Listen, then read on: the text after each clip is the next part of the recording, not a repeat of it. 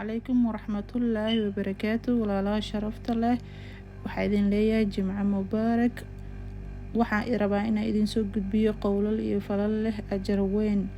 Masjidka oo in badan loo socdo, qofkii u baxaa inuu soo dukado salaada jimcaha, talaabo waxaa loogu tiraa hal dembi, talaaban waxaa loogu qoraa hal ajar markuu u socdo iyo markuu ka imaanayaba masjidka. Ilaahay ha naga dhigo kuwa maaragtaya salaadahooda masjidka geeyo.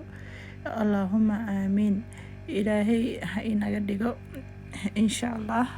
Waa idin wada salaamay dhammaan, waa walaashiin Ramaala Cooking Channel.